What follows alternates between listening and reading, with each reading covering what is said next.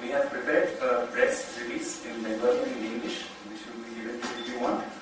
Nobutuna will read out the press release in Bangla, and then if you have further questions for us or our speakers tomorrow, we can have an interactive session.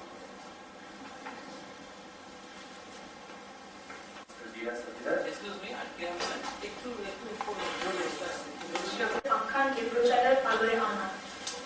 আমাদের নেটওয়ার্কের আরেকটি গুরুত্বপূর্ণ লক্ষ্য হল বাস্তারের গণতন্ত্রের লড়াইয়ের পক্ষে সমাজের বিভিন্ন স্তরে জনমত গঠন ও সংহতি স্থাপন করা। বাস্তার সহ সমগ্র ছত্তিশগড়ে আদিবাসী জনগোষ্ঠী ও তাদের জনজীবনের উপর রাজ্য ও কেন্দ্রীয় সরকারের প্রত্যক্ষ বা পরোক্ষ মদতে এক সুপরিকল্পিত এবং সুনিয়মিত সন্ত্রাস নামিয়ে আনা হয়েছে। আদিবাসীদের তাদের জঙ্গল জমি থেকে উচ্ছেদ করে এই অঞ্চলে যাবতীয় খনিজ ও ভূ সম্পদ বহুজাতিক কর্পোরেট সংস্থাগুলির হাতে তুলে দেওয়া হচ্ছে এই সন্ত্রাসের একমাত্র উদ্দেশ্য। গত কয়েক বছর এই সন্ত্রাসের মাত্রা তীব্রতর হয়েছে। অপারেশন গ্রিন হান্টের মতো একটি অতি আগ্রাসী সামরিক অভিযানের সূচনার মধ্য দিয়ে এই সামরিক শাসন ও সীমিত রাষ্ট্রীয় পরিধিকে ছাপিয়ে নাগরিক পরিসরেও ক্রমশ দায়িত্ব বিস্তার করছে অধুনা নিষিদ্ধ কুখ্যাত সালওয়া জুলুম বা সামাজিক একতা মঞ্চের মতো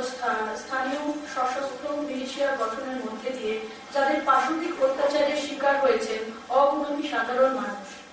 আমরা গভীরভাবে উদ্বেগের সাথে লক্ষ্য করছি গত কয়েক মাস বাস্তারের আদিবাসীদের তাদের জমি জঙ্গল থেকে উচ্ছেদ করে বহুজাতিক সংস্থার স্বার্থে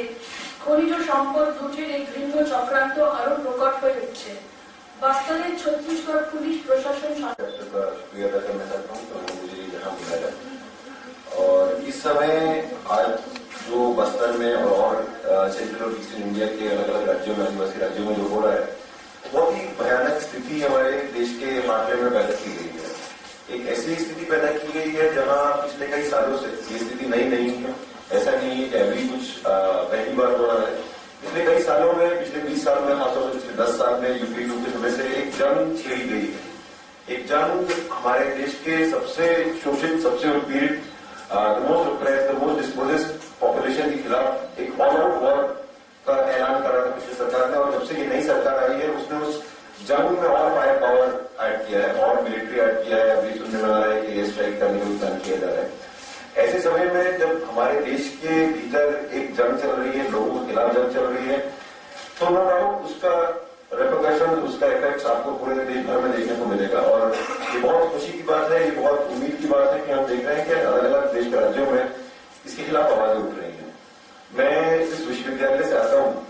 उस विश्वविद्यालय में पिछले 2-3 महीने में जवाहरलाल नेहरू यूनिवर्सिटी में एक पुलिस का एक जवान पुलिस रिप्रेशन, स्टेट टेरर का एक एग्जाम्पल देखने को मिला। लेकिन जवाहरलाल नेहरू यूनिवर्सिटी में जो भी हुआ, अगर उसको हम छत्तीसगढ़ से कंपेयर करें तो सामने कुछ भी नहीं था। तो जवाहरलाल नेहरू यूनिवर्सिटी में पिछले 2 महीने में देखने को मिला छत्तीसगढ़ की सरकार, छत्तीसगढ़ के लोग उसको छत्तीसगढ़ की सरकार और भारत की सरकार के द्वारा रोज के रोज झेल रहे हैं। फेक इनकाउंटर, गांव गिरा देना, डिस्प्लेसमेंट, महिलाओं के साथ बलात्कार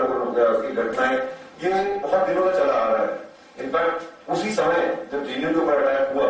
ये कोइंसिडेंस नहीं है, ये सरप्राइज नहीं है कि वही समय था जब सोनी पे एक ऐसे अटैक किया गया, वही समय Jagdalpur Trinamool legal ad group पे अटैक किया गया, एक सीनियर जर्नलिस्ट माधवी सुब्रमण्यम पे अटैक किया गया, अभी सुनने में आया बेला भाटिया को वहां से निकाला गया है। और ये एक तैयारी है जो कल्लूरी साहब वहां के इंस्पेक्टर जनरल है, जिनको इंस्टेट किया गया, जिनका ट्रैक रिकॉर्ड है कि he under him the security forces have reduced rape as a weapon of war. Under him he was the same police officer who ensured the torture of Soni Soni when stones were inserted into her vagina and everything, and he was reinstated after this Modi government came to power. And ये जितनी भी चीजें हमको देखने को मिल रही हैं, ये कोइंसिडेंस नहीं है कि यही सारे वो लोग थे जब अक्टूबर में और जनवरी में कई सारे मैसिव सेक्सुअल वायलेंस की घटनाएं सामने आई थी, बहुत सारे फेक एनकाउंटर्स की घटनाएं सामने आई थी। इन लोगों ने सोनी सोनी हुए और बहुत सारे लोगों,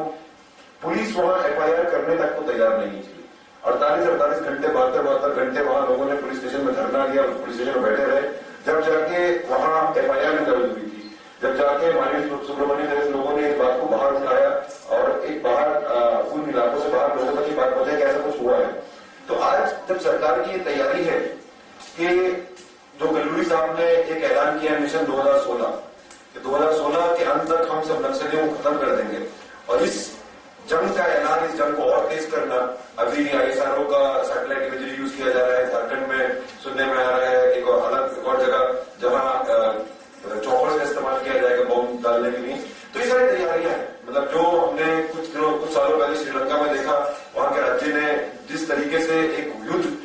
एक जेनोसाइडल प्रोपोर्शंस में खेला गया, उसमें ऐसी किसी भी युद्ध का truth is the first casualty of war. आज भी हम जब बात कर रहे हैं ब्लैकआउट बस्तर का, वो नहीं चाहते कि सारे वहां से बाहर आए, और इस जंग को जिस तरीके से तेज किया जाएगा, ऐसे ही अलग अलग डेमोक्रेटिक वॉइसेस पे इंश्योर किया जाएगा कि उनको दबाया जाए, ये आवाज ना निकली जाए। छत्तीसगढ़ के अंदर, बस्तर के बाहर, हर जगह आज ये कोई एग्जैजरेशन नहीं है कि हम आज एक बहुत ही बड़ा ब्राह्मणिकल हिंदुत्व फाशीवाद से हम बिल्कुल सामने खड़े हैं। उसने ऐलान कर दिया है कि वो किसी को, जो आज सत्ता में लोग बैठे हैं, वो कोई भी आवाज फूटने नहीं देंगे, चाहे वो दलितों की आवाज हो, चाहे वो मुसलमानों की आवाज हो, चाहे वो आदिवासियों की आवाज हो, चाहे वो छात्रों की आवाज हो, नौजवानों की आवाज हो, हर तरफ एक युद्ध का ऐलान है। एक युद्ध का अगर हमको एक मैनिफेस्टेशन छत्तीसगढ़ के उन इलाकों में देखने को मिलता है, वही युद्ध का मैनिफेस्टेशन हमको आज हर तरफ देश में देखने को मिल रहा है। मतलब आज से कुछ साल पहले जितने हमारे जो रूलर्स थे वो थोड़ा ज्यादा कम क्रिएटिव थे, तो वो इमरजेंसी डिक्लेयर कर देते थे। आज के समय जो रूलर्स हैं वो इमरजेंसी डिक्लेयर भी नहीं करते, बिना डिक्लेयर किए अनडिक्लेयर्ड इमरजेंसी करके आज हर ऐसी आवाज को, हर पॉलिटिकल ओपोनेंट को और हर डिसेंटिंग वॉइस को, चाहे वो UAPA हो, चाहे वो छत्तीसगढ़ पब्लिक सिक्योरिटी एक्ट हो, चाहे सेडिशन केसेस हो, इन सबको इस्तेमाल किया जा रहा है लोग की आवाज को दबाने के लिए। मतलब जर्नलिस्ट अगर आप बात करेंगे तो जर्नलिस्ट को अंदर किया जाएगा, अगर छात्र नौजवान बात करेंगे उनको बंद किया जाएगा, और आदिवासियों को तो कभी आपने इंसान समझा ही नहीं। आदिवासियों को वहां लोग रह रहे हैं, उनको तो कभी आपने उनका एग्जिस्टेंस ही एक्नॉलेज नहीं किया, तो उनके ऊपर तो आप अलग तरीके का दमन करेंगे। आज जिम्मेदारी है, बस मैं अपनी बात खत्म करते हुए यही बोलूंगा, जिम्मेदारी जितने भी इंसाफ पसंद, इंसानियत पसंद लोग हैं, जनवाद पसंद लोग हैं, लोकतंत्र पसंद लोग हैं, हम सब लोगों को एक साथ मिलके अलग अलग जगह, जो कलकत्ता चैप्टर ने यहाँ एक इनिशिएटिव लिया है, अलग अलग शहरों में इस जंग के खिलाफ, ऑपरेशन ग्रीन के खिलाफ, मिशन 2016 के खिलाफ अलग अलग राजनीतिक बंदियों को बंद किया गया है। मैं यहाँ ये भी रिमांड करना चाहूंगा, जो पश्चिम बंगाल में इतने सारे पॉलिटिकल प्रिजनर्स हैं, गौर चक्रवर्ती कई सालों से जेल के अंदर है, उनका कोर्ट का हियरिंग का डेट आता है, उसको पोस्टपोन करके आगे बढ़ा दिया जाता है, उनको बिना शर्त रिहा किया जाए, छत्रधर महतो को रिहा किया जाए, और जितने अलग अलग आवाजें हैं, पॉलिटिकल प्रिजनर्स हैं, उनको ये दबाना बंद किया जाए। अलग अलग जो ड्रैकोनियन लॉज है, UAPA, Chhattisgarh public security act, sedition law, इन सब को खत्म किया जाए, और ये सब अपने आप खत्म नहीं होगा। बहुत जरूरी है कि हम सारे लोग जो जनवाद के लिए लड़ रहे हैं, उन सबको एक साथ मिलकर इस लड़ाई को आगे ले जाना पड़ेगा। से आया हूँ, और जाहिर है कि महाराष्ट्र की एक संतों की परंपरा रही है। संत तुकाराम शिवाजी महाराज से लेकर, तो जैसे बंगाल में राम मोहन राय हुआ करते थे, लंका हुआ करते थे, या रविन्द्रनाथ टैगोर हुआ करते थे, उसी परंपरा से महाराष्ट्र में एक लंबी परंपरा चली है, महात्मा फुले से लेकर डॉक्टर बाबा अम्बेडकर तक। और मैं जिस संगठन को बिलोंग करता हूँ उसका नाम है Republican panthers elevation of caste movement. तो जाहिर है कि बाबा साहब के नजरिए से ही हम लोग सब चीजों को देखते हैं, और बाबा साहब ने जनवाद के बारे में जो चीजें, इस देश में अगर लोकतंत्र को जिंदा रखना है तो सब लोगों को एक रिस्क उठानी पड़ेगी कि अगर किसी पर अन्याय हो रहा हो तो उस अन्यायकारी के खिलाफ में और जो दलित जनता है उनके पक्ष में खड़े होना पड़ेगा, चाहे अंजाम कुछ भी हो, तभी इस देश का लोकतंत्र बचा रह सकता है। बाबा साहब ने काफी नसीहतें हम लोगों को दी थी। मैं बस्तर को उसी नजरिए से देखता हूँ, केवल ये आदिवासियों का मामला नहीं है, यह मामला है हमारे संविधान में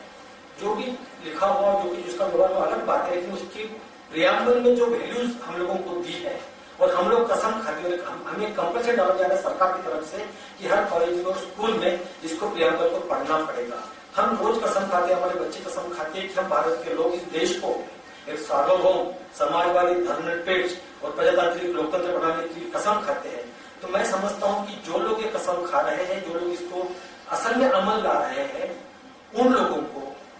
उनकी जिंदगी को खत्म किया जा रहा है। हम चाहते कि हमारा देश सार्वभौम बने, लेकिन सरकार खुद चाहती है कि वो जिंदल के मित्तल के पात्रों के दलाल बन जाए, ये देश दलाल बन जाए। हम चाहते हैं कि इस देश में समाजवाद आए, लेकिन वो चाहती है, सरकार खुद चाहती है कि ये देश केवल अंबानी और अदानी के चंगुल में फंसा रहे। हम चाहते हैं कि देश को धर्मनिरपेक्षता के आधार पर खड़ा किया जाए, लेकिन सरकार खुद चाहती है कि इसको हिंदू राष्ट्र बनाया जाए।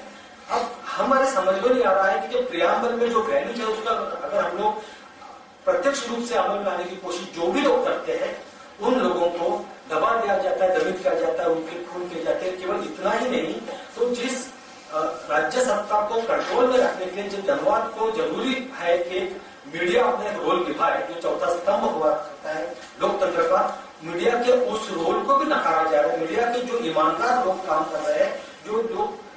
बस्तर में जाकर वहां से खबरें निकाल कर ला रहे हैं, दुनिया के सामने रख रहे हैं, उनको भी जेल में घुसा जा रहा है। तो मैं समझता हूँ कि ये केवल बस्तर के आदिवासियों की लड़ाई नहीं है, ये हमारे लोकतंत्र की लड़ाई है, ये हमारे प्रेस की आजादी की भी लड़ाई है, और ये हमारे प्रेस से जुड़े हुए सभी जितने भी साथी अपनी जान जोखिम में डालकर वहां काम कर रहे हैं, उनको बचाने की भी लड़ाई है। तो मैं समझता हूँ कि हमें केवल एक कार्यकर्ता के रूप में मैंने ही नहीं, आप सब लोगों ने इसमें शरीक होना चाहिए। और जहां जहां भी यह